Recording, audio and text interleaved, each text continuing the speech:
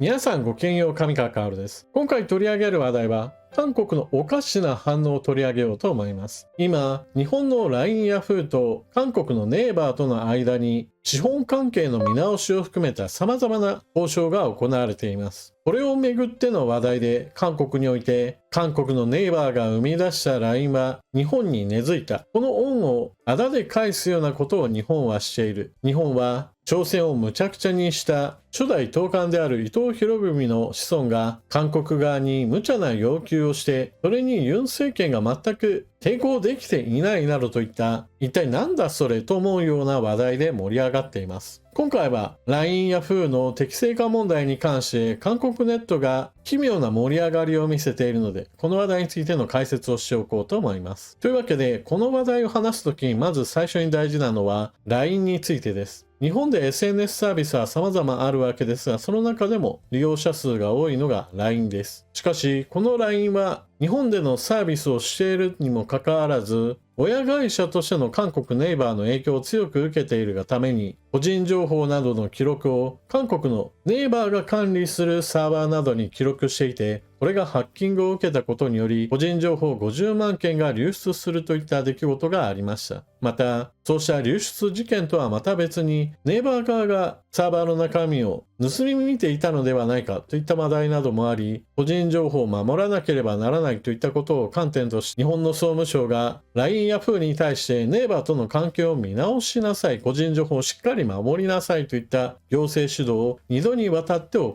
いました。これに伴って LINE ヤフーはネイバーとの関係を見直す、そうした交渉が行われているのです。親会社であるネイバーの影響を排除するためには、そもそもこの親会社であるといった状態を解消するのが目標として設定されたことから、それに準ずる交渉が行われています。しかし、韓国側はネイバーから LINE を引き剥がす行為であり、これは日本の不当な要求であると受け止めています。というわけで、韓国側の反応を含めた関連のニュースを見ていきましょう。LINE ヤフーの韓国人取締役0人に圧力で最終的には株式売却交渉。ネイバーが13年間かけて成長させたメッセンジャーアプリ LINE のサービスを運営する企業 LINE ヤフーが脱ネイバーを本格化させている。日本政府の圧力によってソフトバンクとネイバーが株式売却をめぐり交渉を進めていることが公式に確認され、交渉の大前提はソフトバンクが最大株主になることだという。LINE ヤフーの井出沢 CEO は、ネイバーとの資本関係の見直しの議論について、ネイバーとの委託関係を順次終了し、技術的協力関係の独立を推進するとし、サービス開発や社内システムの委託はゼロとする方針だと述べた。LINE ヤフーがネイバーとネイバークラウドとの契約を終了するという意味だと読み取れる。この日、ネイバー出身で LINE の生みの親と呼ばれるシン・ジュンホ CPO が社内取締役を退任した。唯一の韓国人であるシン取締役が退き、LINE ヤフーの取締役は全員日本人になった。今回の交渉はソフトバンクが個人情報流出を問題にして LINE ヤフーの中間会社 A ホールディングスの株式をネイバーから買い取るためのものだとみられる。井出沢社長はソフトバンクの孫会長からもこれは重大な事態で最優先でやりきるようにと助言を受けたと述べた。LINE ヤフーの株式はネイバーとソフトバンクが設立した合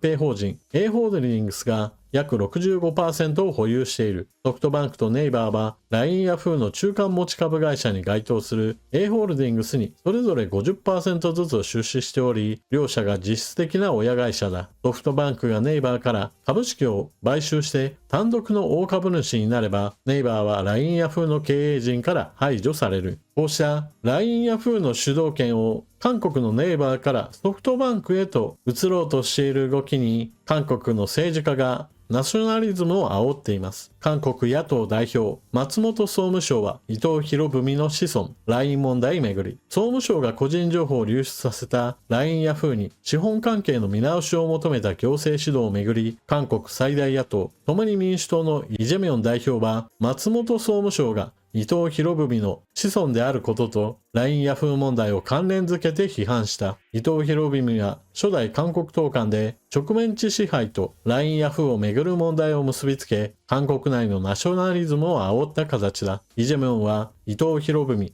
朝鮮領土の侵奪、伊藤博文の子孫、韓国サイバー領土、LINE の侵奪と Facebook に投稿。問題への対応が不十分としてユン政権も批判した。韓国では総務省の行政指導、日本が LINE を奪おうとしているとする見方が一部のメディアで連日のように報じられている。初代首相の伊藤博文は松本氏の母方の祖母の祖父にあたる。まず最初に、韓国において最も有名な通信系 SNS アプリはカカオで LINE ではありません。しかし、LINE が日本において多くのユーザーを獲得したことにより、その売上高なども非常に大きくなっており、親会社のネイバーとしては、LINE が日本でユーザーを拡大し、多くの利益を上げていることは、彼らにとっては手放したくない利権となっています。なぜならば、親会社として子会社の LINE に対しては自分たちの影響力を及ぼすことができていたからです。例えば、個人情報やサービスの展開などにあたっては、ネイバークラウドといって韓国側の企業を使わせていることをシステムの中に組み込んでいました。そのようにしてユーザー数が増えれば、それに伴って自分たちの仕事も増えるわけで、自然と利益を得ることができていたわけです。ところがここに大きなセキュリティの問題がありました。LINE 側の管理できない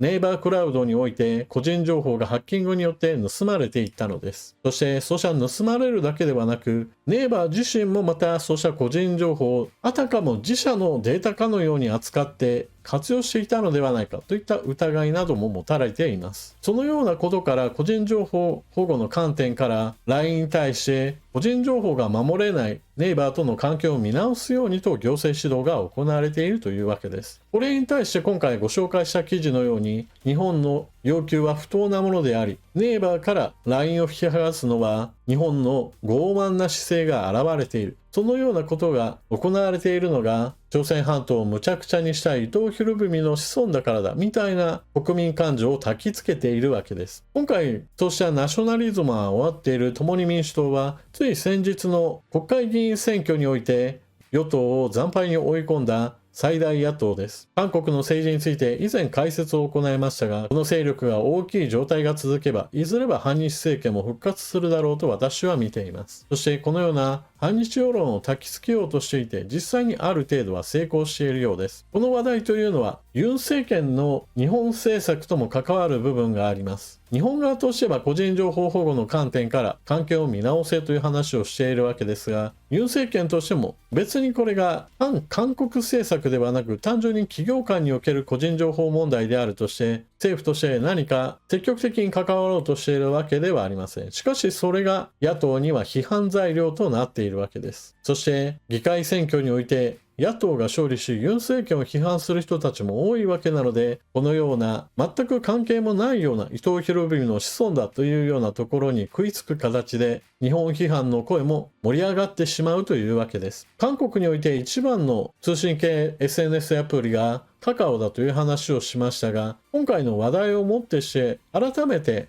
LINE が注目され、韓国国内においてもLINE のアプリとしてのダウンロード数なども伸びているようです。しかし繰り返しにはなりますが、ネイバーの方にこそ問題があり、個人情報の流出事件といったものが発生しました。もしもそのようなことが起こらなければ、こうした総務省による行政指導が繰り返し行われるといった事態にはならなかったでしょう。ですから本来誰が悪いかといえば、それは韓国側の問題であって日本の問題ではありません。ましてや行政指導を行った総務大臣が伊藤博文のその子孫だという批判も、これもまた全く無関係な話であり、韓国側の根強い反日政策、反日教育といったものがあるからこそ、このような全くの的外れの批判が韓国国内で受け入れられてしまうという問題を私たちに見せつけています。このような反応を見せている韓国だからこそ、韓国側との関係を見直して主導権を日本側に持ってくるべきだという話のその正当性がより際立ったように私には思います。ただこうした問題というのはもう一つの側面があります。国産 SNS は何とかならないのかという問題です。例えばこのような悩みはアメリカなども抱えています。つい最近、中国のバイトダンスが親会社である TikTok がアメリカにおいて事業をバイトダンスから手放す形でどこかに売却するか、そもそもアメリカでのサービスをやめるかといった選択を迫られるといったことが発生しました。これはアメリカの議会において採択され、実施される運びとなったからです。中国の場合だと国内法において、中国共産党が求めれば、中国企業はこれに協力することが義務付けられています。ですから、個人情報を取り扱うサービスがアメリカで利用されればされるほど、そこで得られた個人情報を中国共産党が吸い出してしまう危険性があります。このようなアメリカの動きといったものも合わせて考えれば、日本においても性善説に立つのではなく、むしろ悪意を持って何かする国家や企業、個人といったものが存在するかもしれないというのを前提とした様々な規制をもっとかけるというのも考えるべき政策だと私は思います。その過程において既存の SNS ではない国産サービスなども生まれてくれればなと思います。それでは動画最後までご視聴いただきありがとうございました。チャンネル登録していない方はぜひともチャンネル登録していってください。そして動画を見よったら評価ボタンのクリックとあなたの感想、コメントをよろしくお願いします。それでは次の動画でまたお目にかかりましょう。またね。